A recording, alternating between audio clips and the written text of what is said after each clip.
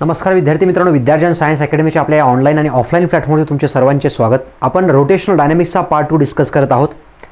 Rotational डायनॅमिक्सच्या part 2 मध्ये मुख्यतः रोटेशनलच्या रिलेटेडचे concept तर आहेत, पण त्याला महत्त्वाचा कन्सेप्ट आहे बघा, मोमेंट ऑफ इनर्शियाचा. मोमेंट ऑफ इनर्शिया दोन टाईपचे असतात बघा. एक असतो मास मोमेंट ऑफ इनर्शिया आणि दुसरा असतो area moment of inertia. Area moment of inertia, तर एरिया मोमेंट ऑफ इनर्शियाशी काही कन्सर्न नाही बघा आपला. आपण सगळं मास मोमेंट ऑफ इनर्शियाशी डिस्कस करतो आहोत बघा. जेवढा मास मोमेंट ऑफ इनर्शिया जास्त असतो तेवढा रोटेशनल बॉडीला रोटेशन करण्यासाठीचा रेजिस्टन्स जास्त असतो, तेवढी लवकर बॉडी रोटेट होत नाही. मोमेंट ऑफ इनर्शियाशी डायरेक्टली कन्सर्न असल्यामुळे हा टॉपिक आपण डिस्कस करत आहोत. मोमेंट ऑफ इनर्शियाला आपण डिनोट करतो बघा आय या लेटरनं. Okay, moment of inertia generally जर सांगायचा असेल तर तो कसा असतो बघा, mr² असा आपण फॉर्म्युला सांगतो त्याचा. mr². म्हणजे कसं असतं, एक्झाम्पल इथं हा ॲक्सिस आहे की ह्या ॲक्सिसच्या अबाउट एक मास आहे बघा, एक दोरी आहे, त्या दोरीवरती इथं एक मास आपण अटकवलं आहे. मास आहे m1. त्या ॲक्सिसपासून त्याचा डिस्टन्स आहे बघा r1. ह्या ॲक्सिसच्या अबाउट जर त्याला आपण फिरवलं, म्हणजे जसं की पेनला इथं दोरी बांधली आणि असं जर फिरवलं मी, याला एक रिंग टाकून या टाईपमध्ये जर फिरवलं मी, तर काय होतं आहे, ह्याला आपण सिस्टम म्हणतो. टोटल ह्याला काय म्हणतो आपण, त्या ॲक्सिस ऑफ रोटेशनला प्लस ह्या दोरीला आणि ह्या मासला आपण सिस्टम म्हणतो. So what is the moment of inertia of that system, किंवा ही लांबीची आर लांबीची दोरी आहे ती आणि m हे मास आहे. सो ह्याचा मोमेंट ऑफ इनर्शिया काय असणार, जर m1 आणि r1 जर घेतलं तर m1 r1² ह्याचा मोमेंट ऑफ इनर्शिया आला, मास मोमेंट ऑफ इनर्शिया. नंतर मास मोमेंट ऑफ इनर्शियाचं युनिट असतं बघा kg/m². यावरून तुम्हाला येऊनच जाईल ते. आता इथं आपल्याला दिलं आहे बघा moment of inertia for the n particle system. For n particle system, n particle system. तर n पार्टिकल सिस्टममध्ये मास m1 आहे, मास m2 आहे, मास mn आहे, असे कित्येक मासेस आहेत बघा. हा रोटेशनल ॲक्सिस आहे, याच्या अकॉर्डिंगली ही पूर्ण बॉडी फिरत आहे, किंवा हे सगळे मासेस त्या बॉडीच्या अक्रॉस फिरत आहेत. सो यासाठी मोमेंट ऑफ इनर्शिया आपण कसा काढणार, तर मोमेंट ऑफ इनर्शिया आपण प्रत्येक मासचा कन्सिडर करायचा. m1 r1², m2 r2², m3 r3², m4 r4², m5 r4², mn rn² या टाईपमध्ये. तर आपल्याला माहिती की प्रत्येक ठिकाणी m1 r1 आणि m2 r2 लिहिण्यापेक्षा आपण अल्जेब्रिक समेशन लिहून ह्या सगळ्यांना आपण शॉर्ट करू शकतो. So I runs from 1 to n equals to और इन ब्रॅकेट mi/ri².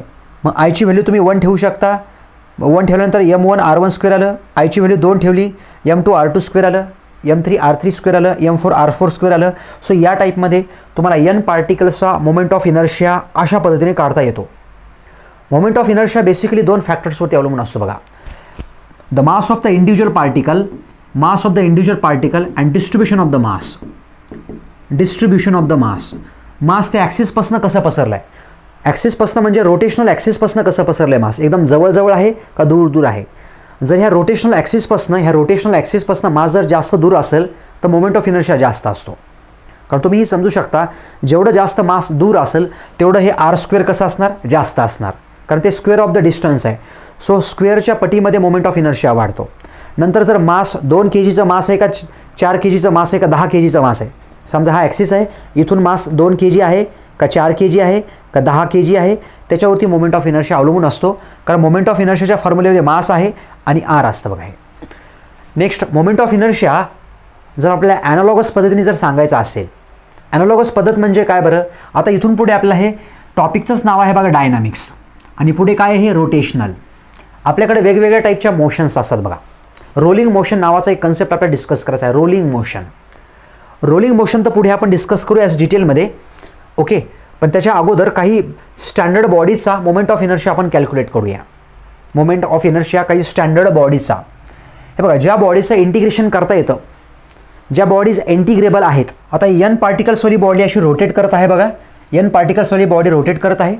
त्याच्यामध्ये प्रत्येक मास जे आहे, मास m1, मास m2, मास m3, याचं सुद्धा एक रोटेशनल मोशन आहे बघा.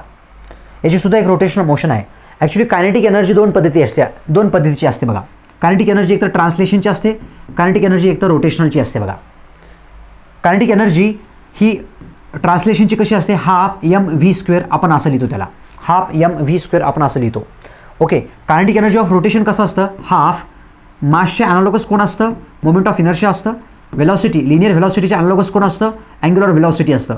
So half I ω². So kinetic energy of translation इथं आपण अप्लाय करू शकतो, कारण एन पार्टिकल सिस्टम्स आहेत, प्रत्येकाचं हे मास, प्रत्येकाची ही वेलॉसिटी असते बघा, V1 V2 V3 या टाईपमध्ये, V1 V2 V3 या टाईपमध्ये, आणि रोटेशनल मोशन पण असणार आहे बघा, याची रोटेशनल मोशनसुद्धा असणार आहे या टाईपमध्ये, रोटेशनल मोशनसुद्धा असते. So kinetic energy of translation plus kinetic energy of rotation या टाईपमध्ये आपण को रिलेट करू शकतो बघा, आणि त्याला आपण पुढे डिटेलमध्ये डिस्कस करूयात. नंतर आहे या टॉपिकमध्ये महत्त्वाचे कॉन्सेप्ट्स.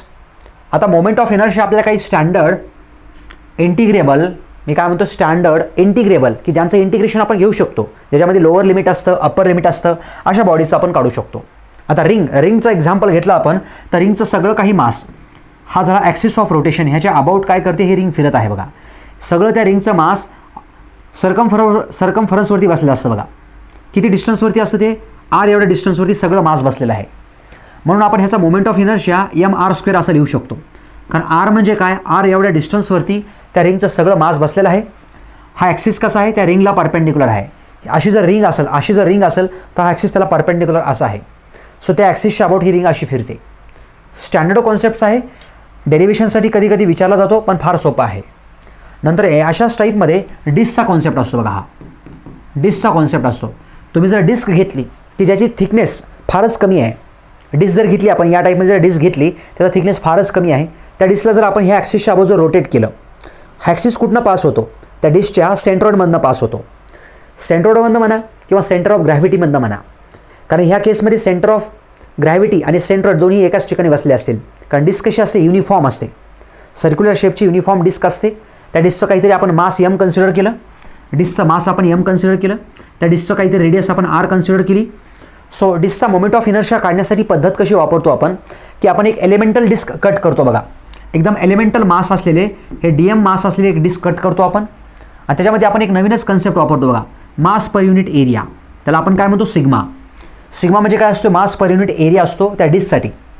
ओके, त्याच्या अकॉर्डिंगली आपण काय करतो, ह्या डिस्कचा टोटल मोमेंट ऑफ इनर्शिया जर काढायचा असेल आपल्याला, तर झिरोपासनं कॅपिटल आरपर्यंत काय करतो, इंटिग्रेशन करतो आपण. कशाचं सुरुवात तर करतो आपण ह्या छोट्याशा एलिमेंटल रिंगपासनं, this is the ring, like a ring. ही डिस्क कशी बनली, डिस्क एक छोट्या मासेसपासून बनली बघा, छोट्या रिंग्सपासून ही डिस्क बनली. सो DM त्याचा मास r², त्याचं डिस्टन्स, सो DM r². कुठून कुठे इंटिग्रेट करायचं आपल्याला, 0पासून r पर्यंत इंटिग्रेट करायचं, कारण डिस्क 0पासून स्टार्ट होते आणि rला संपते. सो ह्याला इंटिग्रेशन केल्यानंतर, ह्या सिग्माची व्हॅल्यू ठेवल्यानंतर आपल्याला at the end I = mr²/2 असं आन्सर येऊन जातं. हे काय आहे, मोमेंट ऑफ इनर्शिया आहे. कोणाचा, डिस्कचा. कुठल्या ॲक्सिसच्या about, the axis passing through the centre of gravity or centre of the disc which is rotating about that axis. त्या ॲक्सिसच्या अबाउट जी डिस्क रोटेट करते त्याचा हा मास मोमेंट ऑफ इनर्शिया असतो. Moment of inertia represents the resistance for the rotation, बरोबर की नाही. आता ह्याच्यामध्ये मोमेंट ऑफ इनर्शिया कुठला जास्त, रिंगचा जास्त का डिस्कचा जास्त. समजा रिंगचा मास आहे m आणि डिस्कचा मास आहे m, रिंगची रेडियस आहे r, डिस्कची रेडियस आहे r, तर मोमेंट ऑफ इनर्शिया कोणाचा जास्त असणार, तर मोमेंट ऑफ इनर्शिया हा रिंगचा जास्त असतो as compared to the moment of inertia of the disc जास्त असतो. हे दोघं सेमच आहेत बघा, रिंगसाठी, डिस्कसाठी. सो या टाईपचा हा कॉन्सेप्ट असतो. ओके, नेक्स्ट आहे आपल्याला एक कॉन्सेप्ट आहे बघा, रेडियस ऑफ गायरेशनचा. त्याला आपण K रिप्रेझेंट करतो. ज्या बॉडीचं इंटिग्रेशन करता येत नाही आपल्याला, त्यांचा मोमेंट ऑफ इनर्शिया आपण काढण्यासाठी ही मेथड वापरतो, रेडियस ऑफ गायरेशन. आपण असं म्हणतो की रेडियस ऑफ गायरेशन हे एक इमॅजिनरी डिस्टन्स आहे, त्या डिस्टन्सला एक मास बसला आहे, त्या बॉडीचं जेवढं काही मास आहे ते त्या ठिकाणी जाऊन बसलं आहे असं आपण मानतो. जी एखादी ओबडधोबड बॉडी आहे की ज्याचं इंटिग्रेशन करता येत नाही, त्या पूर्ण बॉडीचं मास आपण एका डिस्टन्सवरती ॲज्युम करतो. किती डिस्टन्स असतं ते, तर ते डिस्टन्स असतं बघा K. हा रोटेशनल ॲक्सिस आहे आणि काहीतरी K डिस्टन्सवरती आपण असं मानतो की त्या बॉडीचं पूर्ण मास बसलेला आहे. मग कुठल्याही बॉडीचं जर तुम्हाला मोमेंट ऑफ इनर्शिया काढायचा असेल तर तुम्ही हा कन्सेप्ट वापरू शकता. Moment of inertia of any body equals to what, mk², where K is the radius of gyration किंवा रेडियस ऑफ जायरेशन असं म्हणा वाटलंच तर. ते काय डिस्टन्स आहे, Kचं युनिट काय असतं, मीटर असतं बघा. So I = mk². एक्झाम्पल तुम्हाला जर विचारलं what is the radius of gyration for the disc, असं विचारतात क्वेश्चन्स आपल्याला. डिस्कचा मोमेंट ऑफ इनर्शिया काय असतो, mr²/2 असतो बघा. आणि आपला हा सगळ्या सगळ्या बॉडीसाठी फॉर्म्युला कुठला ॲप्लिकेबल आहे, एम के स्क्वेअर फॉर्म्युला हा सगळ्या बॉडीसाठी ॲप्लिकेबल आहे. मग तुम्ही जर ह्या दोघांना जर कम्पेअर केलं, एल एच एस सेम आहे, so M K square equals to M R square by 2, याच्यामध्ये एम कॅन्सल होईल. सो तुमचं ॲन्सर काय आलं, के इक्वल्स टू ॲन्सर आलं आर अपॉन रूट 2. हा आला, काय आला, रेडियस ऑफ गायरेशनची व्हॅल्यू आली, K equals to R by root 2. अशी तुम्ही कशासाठी पण व्हॅल्यू फाइंड आउट करू शकता, रिंगसाठी करू शकता, स्पेअरसाठी करू शकता, रॉडसाठी करू शकता, केची व्हॅल्यूज. तर त्यांना कम्पेअर करायचं असतं. अशावरती प्रश्न पण विचारले गेलेले आहेत बघा आपल्या एक्झाम्समध्ये. नंतर तुम्हाला जर कुठल्याही ॲक्सिसच्या अबाउट जर तुम्हाला मोमेंट ऑफ इनर्शिया काढायचा असेल, आता आपण रिंगचा मोमेंट ऑफ इनर्शिया काढला, कुठल्या ॲक्सिसच्या अबाउट काढला, ह्या ॲक्सिसच्या अबाउट काढला. The axis which is perpendicular and passing through the centre of मास.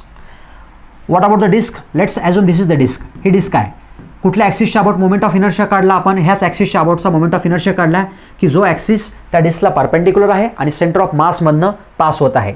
आणि आपल्याला माहिती आहे हा moment of inertia M R square, आणि इकडे आला होता आपला एम आर स्क्वेअर बाय 2 असा आला होता. जर एखादा ॲक्सिस जर असा असेल तर कसा काढणार moment of inertia, axis which is a tangent to the ring and perpendicular to the plane of the ring.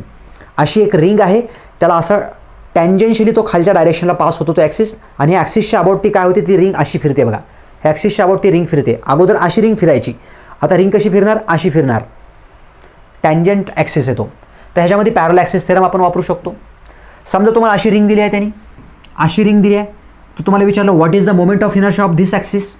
आपण आत्ता कुठल्या ॲक्सिसच्या अबाउट काढला, ही रिंग होती आपली, आणि ह्या ॲक्सिसच्या अबाउट मोमेंट ऑफ इनर्शिया काढला आपण. ही रिंग आहे, आपण ह्या ॲक्सिसच्या अबाउट काढला एम आर स्क्वेअर. ठीक आहे, आता ह्या ॲक्सिसच्या अबाउट कसा काढायचा, ह्या ॲक्सिसच्या अबाउट कसा काढायचा, तर आपल्याकडे कॉन्सेप्ट आहे बघा पॅरल ॲक्सिस थेरम आणि परपेंडिक्युलर ॲक्सिस थेरम. तर पॅरल ॲक्सिस थेरमचा कॉन्सेप्ट असा असतो बघा. समजा एक्झाम्पल इथं या केसमध्ये अशी एखादी बॉडी आहे, हा एक ॲक्सिस आहे which is passing from the centre of मास. त्या सेंटर ऑफ मासमधून हा ॲक्सिस एक पास होतोय. ह्या ॲक्सिसच्या अबाउटचा मोमेंट ऑफ इनर्शिया किती आहे, आय सी आहे. The moment of inertia of the body about the axis passing through the centroid, हा आहे I C moment of inertia. एक दुसरा ॲक्सिस आहे बघा इथं बसलेला, किती डिस्टन्सवरती आहे तो, एच एवढ्या अंतरावरती दुसरा ॲक्सिस आहे. कुठनं पास होतो, ओ ह्या पॉईंटमधनं पास होतो. हे ॲक्सिसच्या अबाउट तुम्हाला मोमेंट ऑफ इनर्शिया विचारला आहे त्यांनी, तर कसा काढणार. तर पॅरल ॲक्सिस थेरममध्ये दोन्ही ॲक्सिस एकमेकांशी पॅरल पाहिजेत, एकाच प्लेनमध्ये पाहिजे ते पॅरल असे. ओके, तर ह्याच्या अबाउटचा मोमेंट ऑफ इनर्शिया कसा काढतो आपण, I O equals to the moment of inertia about the axis passing through the centroid plus mass of that body and the square of the distance between these two axes. So I equals to IC, IO equals to IC plus MH square. त्याने काय भेटणार तुम्हाला, moment of inertia भेटणार त्या ॲक्सिसचा, कुठल्याही ॲक्सिसचा जो की ह्या ॲक्सिसला पॅरल आहे. पण तुम्हाला कुठली माहिती पाहिजे, तुम्हाला आय सी माहिती पाहिजे. त्यासाठी आय सी म्हणजे axis of moment of inertia passing through the centroid. ठीक आहे सर, आता या केसमध्ये आपण याचा काढू शकतो का, असा काढू शकतो ना आपण. समजा ही रिंग आहे, रिंगचा जर मोमेंट ऑफ इनर्शिया तुम्हाला जर विचारला कसा काढणार तुम्ही, ह्या ॲक्सिसच्या अबाउट कसा काढणार, this is the I O axis. मग ह्या ॲक्सिसच्या अबाउट जर काढायचा असेल तुम्हाला तर तोच फॉर्म्युला वापरावा लागेल आपल्याला. चला तो फॉर्म्युला आपण वापरूया. याला थोडंसं दुसरीकडे शिफ्ट करूया आपण, सो ह्या ॲक्सिसच्या अबाउटचा moment of inertia I O equals to ह्या ॲक्सिसच्या अबाउटचा मोमेंट ऑफ इनर्शिया किती असतो, एम आर स्क्वेअर. हा झाला आपला आय सी, आणि हे डिस्टन्स किती असतं रिंगसाठी, हे डिस्टन्स असतं आर, प्लस इकडं काय आलं तुमचा आन्सर हे एम आर स्क्वेअर. कारण आपला फॉर्म्युला आहे ना एम एच स्क्वेअर फॉर्म्युला आहे, M H square. So H किती आला इथं तुम्हाला समजलं आहे ते काय आलं तर. सो मोमेंट ऑफ इनर्शिया किती आला, 2 एम आर स्क्वेअर आला आय ओ ॲक्सिसच्या अबाउट, हे ॲक्सिसच्या अबाउट. तसं डिस्कसाठी पण आपण कॅल्क्युलेट करू शकतो. तर त्याचे क्वेश्चन्स बुक्समध्ये केलेले आहेत, ते तुम्ही नंतर बघून घेऊ शकता. परपेंडिक्युलर ॲक्सिस थेरमचा कॉन्सेप्ट कसा असतो बरं, परपेंडिक्युलर ॲक्सिस थेरमचा कॉन्सेप्ट असा असतो, हा ॲक्सिस आहे, हा दुसरा ॲक्सिस आहे, हा तिसरा ॲक्सिस आहे. समजा 3 ॲक्सिस आहेत असे. हा झेड ॲक्सिस घ्यायचा आपण नेहमीच परपेंडिक्युलर, हा घ्यायचा एक्स ॲक्सिस, हा घ्यायचा वाय ॲक्सिस. समजा हा वाय आहे, हा एक्स आहे, आणि हा झेड ॲक्सिस आहे. So moment of inertia about the Z axis equals to the moment of inertia about the X axis plus moment of inertia about the Y axis. हा महत्त्वाचा कन्सेप्ट आहे बघा तो. ओके, दोन ॲक्सिसच्या अबाउटच्या मोमेंट ऑफ इनर्शियाची बेरीज ही हा third नेहमीच कसा असला पाहिजे, परपेंडिक्युलर असला पाहिजे. हे तिन्हीच्या तिन्ही ॲक्सिस एकमेकांशी भेटले पाहिजेत, ते सगळ्यात महत्त्वाचं आहे. आणि तिन्हीच्या तिन्ही ॲक्सिस एकमेकांना म्युच्युअली परपेंडिक्युलर पाहिजेत, तरच हा कन्सेप्ट आपण वापरू शकतो. म्युच्युअली परपेंडिक्युलर आहेत ते. जसं की तुम्हाला एक्झाम्पल जर द्यायचं असेल तर moment of inertia about the रिंगचा मोमेंट ऑफ इनर्शिया कसा काढणार, हे ॲक्सिसच्या अबाउट किंवा हे ॲक्सिसच्या अबाउट. एक रिंग आहे, त्याची रेडियस आहे आर, आणि तुम्हाला मोमेंट ऑफ इनर्शिया कुठला माहिती असतो, IZ माहिती असतो. तो किती असतो, mr² माहिती असतो तो. म्हणजे कुठला, रिंग, आणि हा आपला रेग्युलर मोमेंट ऑफ इनर्शिया तो mr² असतो. मग एक्स ॲक्सिसच्या अबाउट आणि वाय ॲक्सिसच्या अबाउट कसा काढणार, तर तुम्ही सेम कॉन्सेप्ट वापरणार. तर इथे या केसमध्ये moment of inertia X equals to moment of inertia Y हा सेमच असला पाहिजे, काही दोन्ही ॲक्सिस सिमेट्रिकल आहेत, पासिंग थ्रू द सेंट्रॉइड आहेत. सो IZ इक्वल्स टू काय आलं पाहिजे आन्सर, IX प्लस IY असं आलं पाहिजे. हे दोन्ही सेमच आहेत. So twice of IX equals to twice of IY असं येऊन जाईल. सो ह्याची व्हॅल्यू किती आहे, mr². तिकडनं हे 2 इकडं आणलं आपण, हे 2 आलं तुमचं, हे इक्वल्स टू 2 इकडनं आणलं तर moment of inertia about the X axis और वाय ॲक्सिस लाईक दिस, हा असा तुम्ही काढला with the help of the perpendicular axis theorem. So अशा टाईपमध्ये वेगवेगळ्या बॉडीजचे मोमेंट ऑफ इनर्शिया आपण काढू शकतो. डन. आता अँग्युलर मोमेंटम काय असते सर, अँग्युलर मोमेंटम म्हणजे असं असतं, क्रॉस प्रोडक्ट आहे हा लिनियर मोमेंटमचा क्रॉस प्रोडक्ट आहे तो. L vector equals to R vector cross P vector. जसं लिनियर मोमेंटम काय असते, लिनियर मोमेंटम असते मास इंटू वेलॉसिटी. तसं अँग्युलर मोमेंटम काय असते, I इंटू ओमेगा V. आणि एमसाठी ॲनालॉगस क्वांटिटी कुठली, एमसाठी ॲनालॉगस क्वांटिटी आहे I, आणि व्हीसाठी ॲनालॉगस क्वांटिटी आहे ओमेगा, आणि पीची ॲनालॉगस क्वांटिटी आहे L. ह्या सगळ्या अँग्युलर क्वांटिटीज आहेत, ह्या सगळ्या लिनियर क्वांटिटीज आहेत. किंवा आपल्याला नाहीतरी माहिती क्रॉस प्रोडक्टचा रूल आहे. क्रॉस प्रोडक्टचा रूल कसा आहे, RP साइन ऑफ थीटा या टाईपमध्ये. जास्तीत जास्त तुम्ही इथं काय देऊ शकता, एक n कॅप देऊ शकता. हा अँग्युलर मोमेंटमचा कॉन्सेप्ट आहे, या पद्धतीने सांगितला जातो. नंतर आहे expression of the angular momentum in terms of the moment of inertia. म्हणजे Lला आयच्या टर्म्समध्ये एक्सप्रेस करायचं, म्हणजे हेच फाइंड आउट करायचं आहे. कधी कधी डेरिव्हेशन विचारलं जातं, काय नाही तुम्ही असंच घ्या, L1 P1 R1 घ्या, L2 P2 R2 घ्या, L3 P3 R3 घ्या, अशा पद्धतीने तुम्ही ह्याला प्रोसीड करा. P म्हणजे काय असतंय, M1 R1 असतंय, हे R1 M1 R1 असते का, M1 V1 P असते आणि हे R1. पण V1 म्हणजे काय असते, हे घ्या M1 जशाच तसं V1 असते, R1 ओमेगा 1 आणि हे R1. सो इथं काय आलं तुमचं M, हे R1 काय आलं, M1 R1² आलं, आणि इकडे काय आलं तुमचं, हे ओमेगा 1 आलं. सो थोडक्यामध्ये M1 R1² nothing but the omega I. So I1 omega 1. This is the answer for your L1. So total सिस्टमसाठी तुम्ही लिहू शकता, for total n particle system summation of I1 और I omega I is running from 1 to n. या टाईपमध्ये तुम्ही लिहू शकता मोमेंट ऑफ इनर्शियाला. कशाच्या मोमेंट ऑफ इनर्शिया, तुम्ही तर मोमेंट ऑफ इनर्शिया उजव्या साईडला आहे, L आहे आपला अँग्युलर मोमेंटमचा कन्सेप्ट. सो हा झाला expression of linear angular momentum in terms of moment of inertia. नंतर expression of the torque in terms of moment of inertia. आपल्याला प्रूव्ह करायचं आहे, we need to prove tau equals to I alpha. This is the angular concept. आपल्याकडे काय formula असतो, force equals to काय असतं, mass into acceleration असतं बघा. सो फोर्सची ॲनालॉगस क्वांटिटी कुठली आहे, टॉर्क आहे. मासची ॲनालॉगस क्वांटिटी मोमेंट ऑफ इनर्शिया, आणि ॲक्सलरेशनची अँग्युलर ॲक्सलरेशन. सो ह्याला कसं प्रूव्ह केलं जाऊ शकतं, ह्या n पार्टिकल सिस्टमच्या मासेसला आपण रोटेट करा असं, मग तिथं मासेस घ्या M1 M2 M3 M4 या टाईपमध्ये वगैरे वगैरे. ह्याच्यावरती फोर्स किती आहे, फोर्स आहे F1 F2 F3 या टाईपमध्ये फोर्स आहे, कारण आपण टॉर्क अप्लाय केला आहे याच्यावरती. या टाईपमध्ये हे मासेस फिरत आहेत सगळे. मग पहिल्या मासवरती फोर्स किती आहे, एवढा आहे. दुसऱ्यावरती फोर्स किती असेल ते आपण काढू शकतो.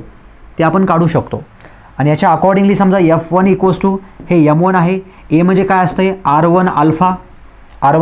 Alpha is a constant for this case. Alpha is uniform. Alpha कसा आहे, युनिफॉर्म आहे. अँग्युलर ॲक्सलरेशन युनिफॉर्म आहे बघा हे. ओके, सो या टाईपमध्ये आपण याला घेऊ शकतो असं, आणि याच्यावरूनच पुढे कन्सेप्ट डिराईव्ह करू शकतो. दोन्ही साईडने जर आपण ह्याला R मल्टिप्लाय केलं, R1 मल्टिप्लाय केलं, R1 F1 equals to M1 R1 आणि R1 मल्टिप्लाय केलं, so R into F is nothing but the torque tau 1 equals to what, this is the M1 R alpha. So M1 R काय झाला, I झाला आणि हा झाला alpha. एकदम simple points आहेत हे, तुम्हाला एक्झामच्या अगोदर हे बघणं मस्टच आहे बघा. हे तुमच्यासाठी फार महत्त्वाचे, डेरिवेशनसाठी जर विचारलेस तर हे पॉईंट फॉर्म्युले जर कसे आले काय आले थोडक्यामध्ये सांगितले आहेत. ध्यानात ठेवण्यासाठी हे महत्त्वाचे कन्सेप्ट तुम्हाला डिस्कस केलेत मी. टोटली तुम्ही टोटल बॉडीचाही टाऊ काढू शकता. टोटल बॉडीचा टाऊ इक्वल्स टू काय येणार तुमचा, आय अल्फा येणार बघा हा. Okay, tau equals to I alpha असा फायनली कॉन्सेप्ट येणार आपल्याला. नंतर असते conservation of the angular momentum. Angular मोमेंटमचं कन्झर्वेशन. हे बघा, अँग्युलर मोमेंटमला जर आपण असलेलं dl/dt इक्वल्स टू, आता कारण यल क्रॉस इक्वल्स टू काय असते, R cross into P cross असते बघा. हे यल व्हेक्टर इक्वल्स टू काय असते, आर क्रॉस पी असते. ठीक आहे, ह्याला जर आपण डिफरन्शिएट केलं like d/dt of what L equals to, याला डिफरन्शिएशन केल्यानंतर आर हे काय येईल, हे dp/dt आणि प्लस याच्यामध्ये काय लिहू शकतो आपण, समजा पी क्रॉस किंवा ह्याला मी असं लिहू शकतो, dr vector upon dt cross P vector. Okay, so इथं आलं तुमचं हे R cross F vector plus dr/dt means what, velocity vector, P means what, mass into velocity, again velocity vector into mass. हे असं येऊन जाईल बघा. हे बघा, dr/dt ची व्हॅल्यू ठेवली मी velocity, distance upon time, dp upon dt, Newton second law, force आला. पी म्हणजे काय असते, मास इंटू वेलॉसिटी, मासला बाहेर घेतलं scalar quantity V. So V cross V काय असतोय, व्ही क्रॉस व्ही असतोय बघा 0. Okay, cross product I cross I, J cross J, तुम्हाला हे माहिती असेल, इक्वल्स टू 0 घेतात का तुम्ही याला, लाईक अ 0. सो तुमचा आन्सर काय येऊन जाईल, R cross F cross that is nothing but the dl/dt. Okay, यालाच आपण काय लिहितो बरं, टाऊ लिहितो. टाऊ, आर क्रॉस एफ म्हणजेच टाऊ असतो. इफ एक्सटर्नल टॉर्क जर 0 असेल, बॉडीवरती जर एक्सटर्नल टॉर्क जर 0 असेल तर dl/dt काय आलं बरं, 0 आलं. म्हणजे dl काय आलं बरं, 0 आलं. सो dl 0 म्हणजे फायनल मायनस इनिशियल मोमेंटम काय आलं, 0 आलो. सो फायनल मोमेंटम बरोबर काय आलं, इनिशियल मोमेंटम आलं. This is called as the conservation of the angular momentum. If the external force applied on the body is 0, the initial angular momentum and final angular momentum become same. Example काय बरं, Bele dancers असेल किंवा swimming टँकमध्ये आपण swimming jump करण्याच्या अगोदर बेले डान्सरच्या हातामध्ये जर आपण डंबेल्स दिले आणि त्याला जर फिरवलं, म्हणजे कसा असतो बरं हा कन्सेप्ट असा काहीसा असतो ना, तुम्ही नक्कीच बघितला असावा बघा. बेले डान्सरच्या बाबतीमध्ये आपण काय करतो, त्याच्या हातात मासेस देतो बघा, आपण मासेस देतो आणि त्याला फिरवतो आपण असं. आणि नंतर तोच बेले डान्सर ज्यावेळेस त्या मासेसला जवळ पकडतो हातांच्या किंवा बॉडीच्या या टाईपमध्ये मासेसला जर पकडलं तर ह्या केसमध्ये त्याची वेलॉसिटी, अँग्युलर वेलॉसिटी किती आहे, ω2 आहे. ह्याच्यामध्ये किती आहे, ω1 आहे.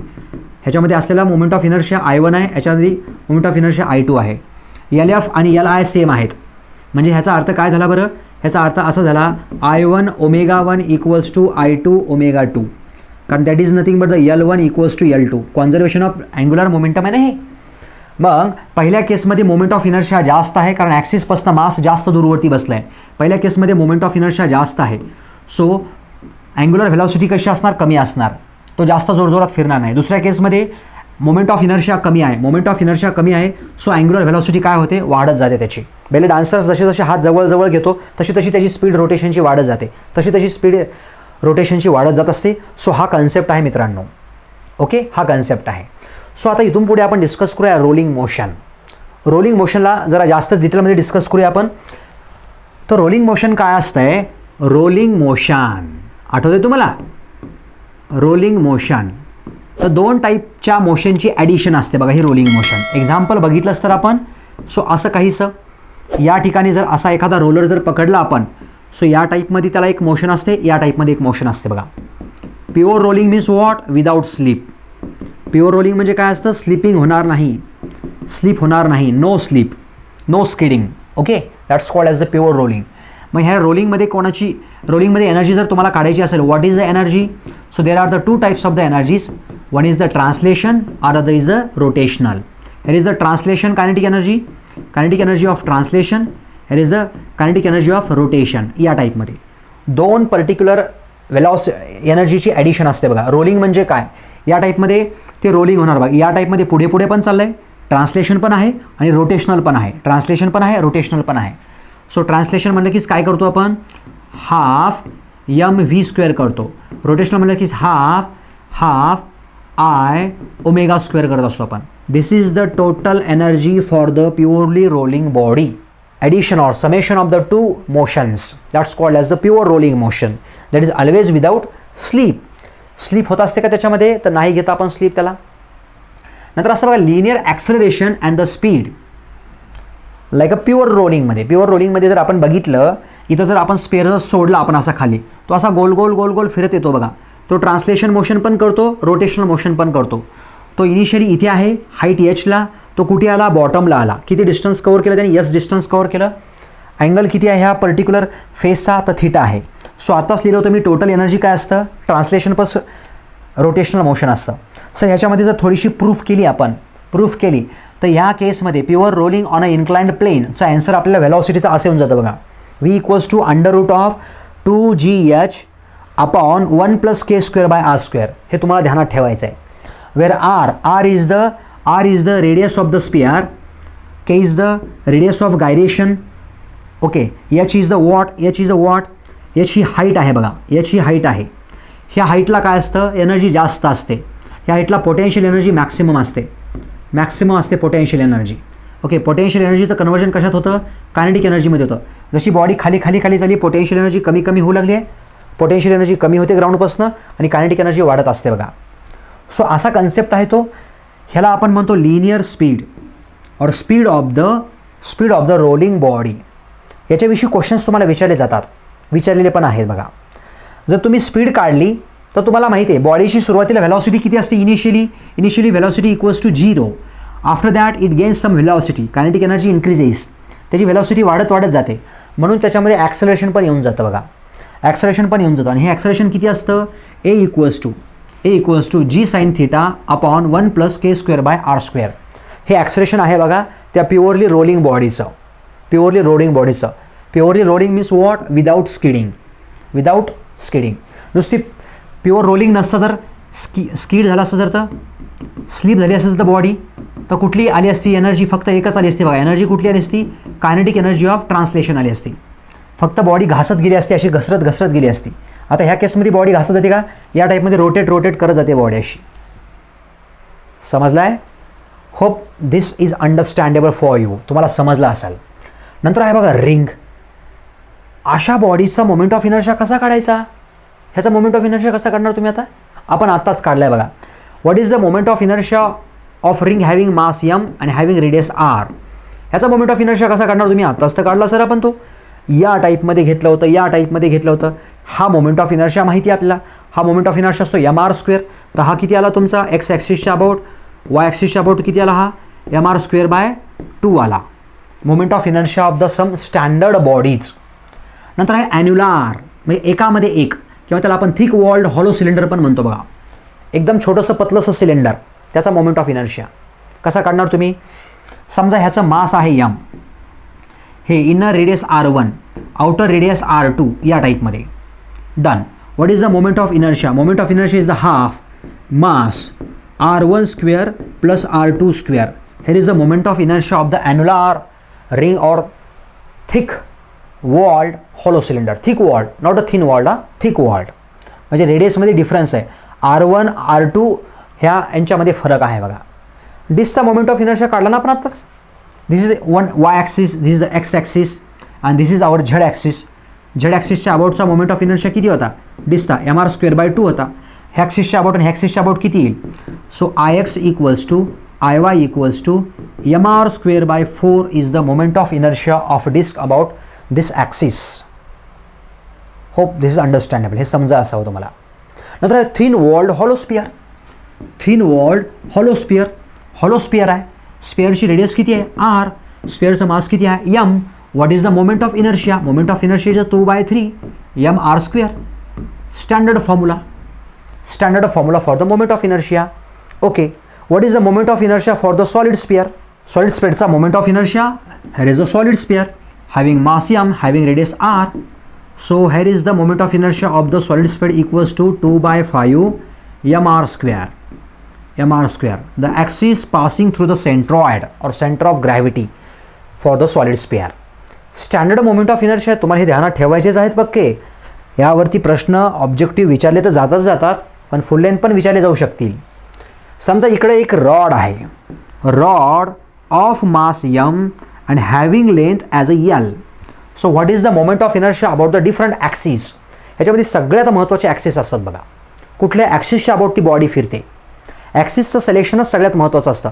आता हा रॉड आहे, ह्या रॉडचा मोमेंट ऑफ इनर्शिया काढायचा आहे. एक ॲक्सिस तुम्ही असा पास करा, याच्यामधनं सेंटरमधनं जर पास केला तर हा रॉड असा फिरणार ना, याच्या अबाउट असा फिरणार तो, कारण तुम्ही ॲक्सिस इथनं पास केला आहे. What is the moment of inertia of this rod about this axis? Second case, moment of inertia of the same rod about this axis. ह्याक्सिसच्या अबाउट असा रॉड फिरणार ना.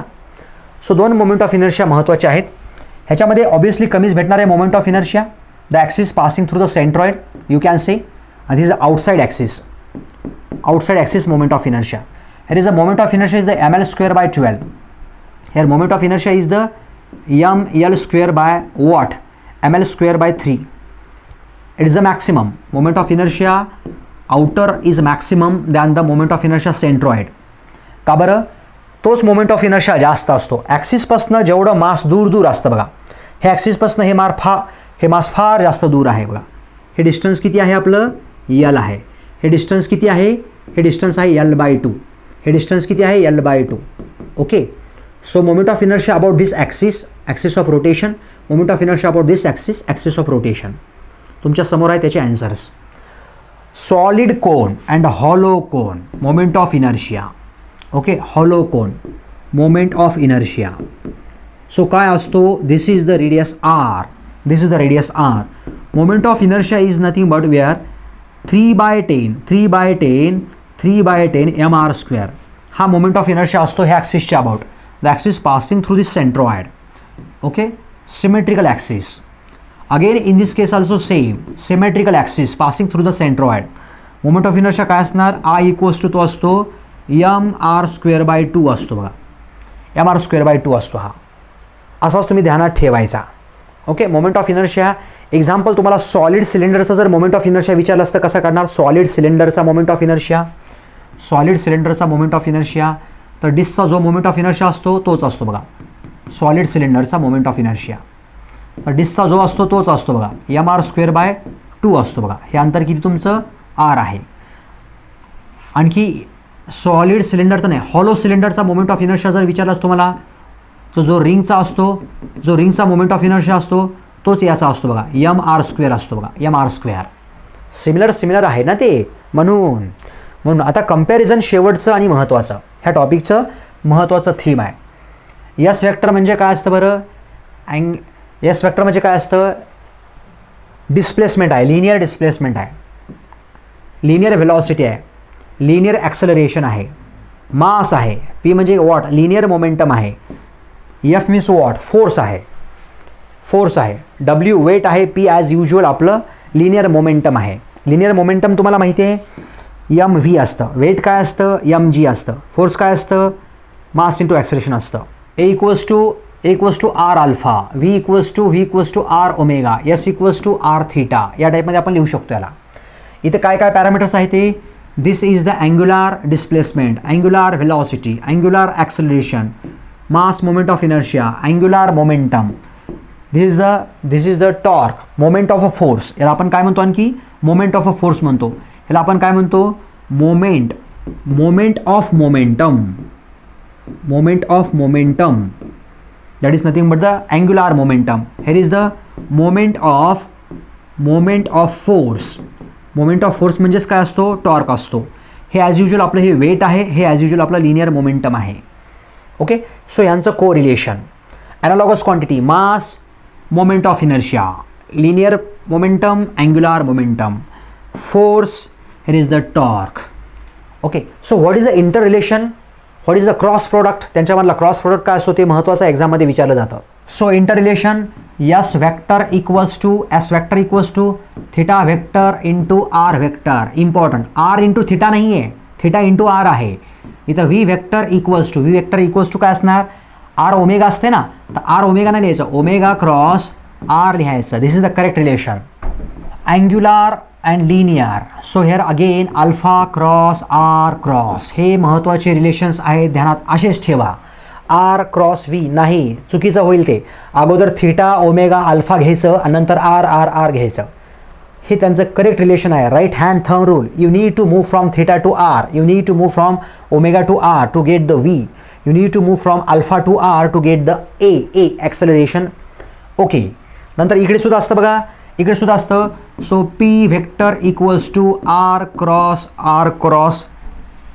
L vector equals to R cross P vector. हे ध्यानात ठेवायचं आहे तुम्हाला. नंतर इकडे सुद्धा असतं बघा टाऊ टॉर्क इक्वल्स टू असतं आर क्रॉस एफ व्हेक्टर. हे असं आहे आणि हे असं आहे. Here you need to move from R to P, you need to move from R to F to get the tau and the L respectively. आता शेवटचा कॉन्सेप्ट आहे असा, आपले इक्वेशन्स तर आहेतच हे linear equations. V equals to U plus A T, S equals to U T plus half A T square, V square equals to U square plus 2as. याच्यामध्ये आपण कसं लिहिणार, याच्यामध्ये लिहिणार this is the initial velocity, this is the final velocity, here is the acceleration and here is the time. Okay, here is the linear displacement, here is the linear acceleration. Likewise this three equations of kinematic. Okay, इथे आपण कसं घ्यायचं बरं, इथे आपण घ्यायचं final आणि initial. Omega 0 initial असणार आणि ओमेगा फायनल असणार. दिस इज द फायनल आणि this is the initial. Okay, initial. तो कसं लिहायचं, ह्याच्या ॲनालॉगस कसं लिहायचं. So omega final equals to omega initial plus alpha into T असं. इथे कसं लिहिणार तुम्ही, theta equals to omega initial into T plus half alpha T square असं लिहिणार तुम्ही. इथे कसं लिहिणार, omega final square equals to omega initial square plus twice of alpha into theta. अशा पद्धतीनं आपण याला पूर्ण कव्हर करण्याचा प्रयत्न केला आहे. एकदा दोनदा डबल ह्या लेक्चरला तुम्ही ऐका, तुमच्यासाठी एक्झामसाठी अत्यंत महत्त्वाचं आहे. मेन एक्स्ट्रॅक्ट्स आहेत, सगळे फॉर्म्युले आपण डिस्कस केले आहेत आणि महत्त्वाचे रिलेशन्स आहेत. असेच सेशन्स तुम्हाला आणखी आपल्या ह्या विद्यार्जन सायन्स अकॅडमीच्या प्लॅटफॉर्मवरती अवेलेबल होतील. सो तुम्ही याला अपडेट करू शकता. सो भेटूया नेक्स्ट सेशनमध्ये. धन्यवाद विद्यार्थी मित्रांनो.